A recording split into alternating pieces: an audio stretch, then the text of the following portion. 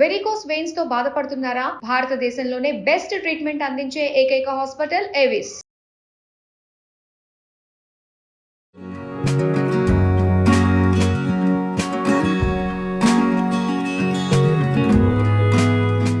నమస్కారం.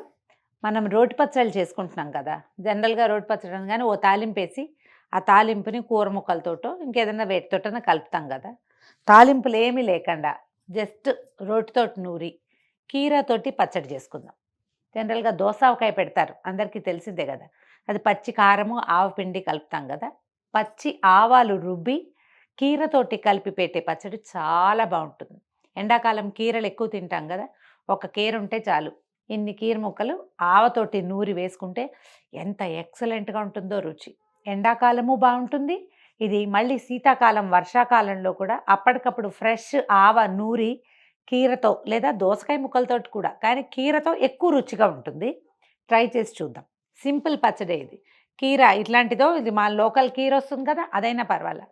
చెక్కు తీసేసి చిన్న చిన్న ముక్కలు తరిగి పెట్టుకోండి. దోసకాయ ముక్కల్లాగానే చిట్టి క్యూబ్స్ తరిగి పెట్టుకుని దీంతో పాటు ఏం చేస్తారంటే ఒక 2 స్పూన్లు ఆవాలు, ఓ 2 స్పూన్ల ఆవాలు, ఒక 10 లేదా 12 అటు ఇటుగా ఎండుమిర్చి. మరి బాగా కారంగా ఉంటే కొంచెం కాయలు తగ్గించుకోండి, 2-3, లేకపోతే ఈ మాత్రం కాయలు పెడతాయి. వేసి కాసిన వేడి నీళ్ళు పోసి, ఎక్కువ చాలా మసుళ్ళొద్దు, కొంచెం వేడిగా ఉంటే చాలు. నీళ్ళు పోసి దీన్ని పక్కన పెట్టండి. ఒక 1/2 అవర్ 45 మినిట్స్ నానితే చాలు. దీంతో పాటు ఏం చేస్తామంటే ఒక చిన్న ఉసిరికాయ అంత చింతపండు, అది కూడా కాసిన వేడి నీళ్ళలో ఒకసారి శుభ్రంగా కడిగి వేడి నీటిలో వేసి పక్కన పెట్టండి. మీరు మిగిలిన పనులు చేసే లోపల ఇవి నానిపోతాయి. ఈ నానిన వాటిని నూరుకోవాలన్నమాట. మనం చేద్దాం. సో ముందు నానబెడదాం. కాసిన గోరువెచ్చటి నీళ్ళు పోసి కీర ముక్కలు తరిగి పక్కన పెట్టాను. ఇప్పుడు మనం నానబెట్టిన ఆవాలు, ఎండుమిర్చి, నీళ్లు వేయద్దు, ముందు ఒట్టిగా ఇవి మాత్రం వేసుకుందాము. ఆవాలు ఎండుమిర్చి మాత్రం తీసుకుందాం. ఆవాలు ఎండుమిర్చిని మెత్తగా నూరేద్దాం. నీళ్లు పోస్తే ఏంటంటే మనం దంచలేకపోతాం, చింది మొహం మీద పడుతుంది.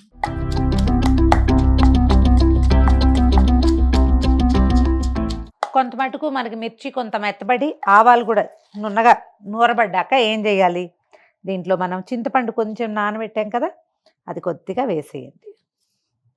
దాంతోపాటుగా సరిపడగా ఉప్పు, ఒక చిటికెడు పసుపు కూడా వేసి దీన్ని బాగా నూరండి. ఇది ఎంత మెత్తగా ఉంటే పచ్చడి అంత బాగుంటుంది.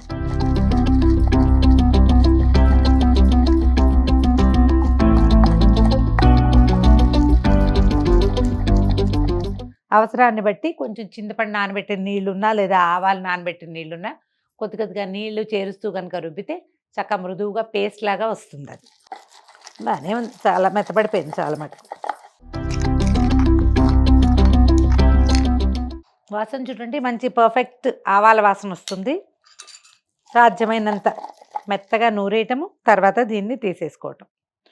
ఇది మీరు ఈ తోతాపురి మామిడికాయలు ఉంటాయి చూడండి, ఏమంటారు, కలెక్టర్ మామిడి అంటాము, వాటితోటి కూడా, అవి అట్టే పులుపు ఉండవు కదా ముక్కలు, దాంట్లో కూడా ఇది చాలా బాగుంటుంది.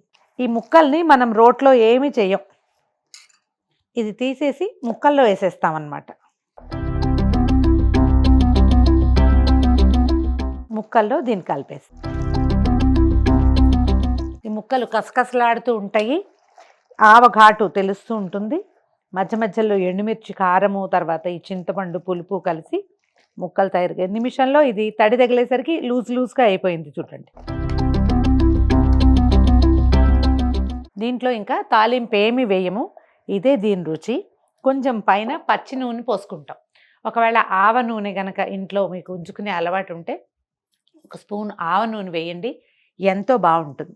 ఆవ నూనె లేకపోతే మనం రోజువారీ వంటకు వాడుకునే నువ్వుల నూనె, పప్పు నూనె ఉంటాయి కదా, అవి వేసుకుంటే బాగుంటుంది. ఇంకా తాలింపు లేదు, ఎంతో అక్కర్లేదు, 1 స్పూను నూనె వేస్తే చాలు.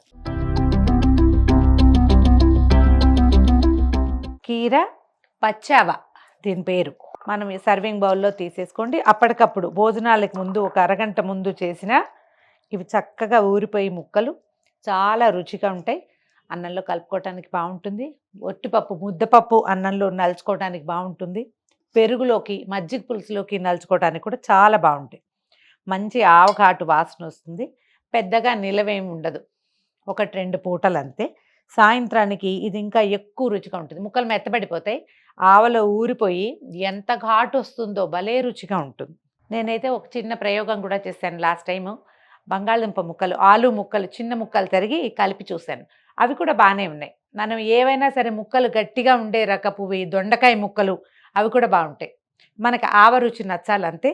ట్రై చేసి చూడండి. కీరకాయ పచ్చావ.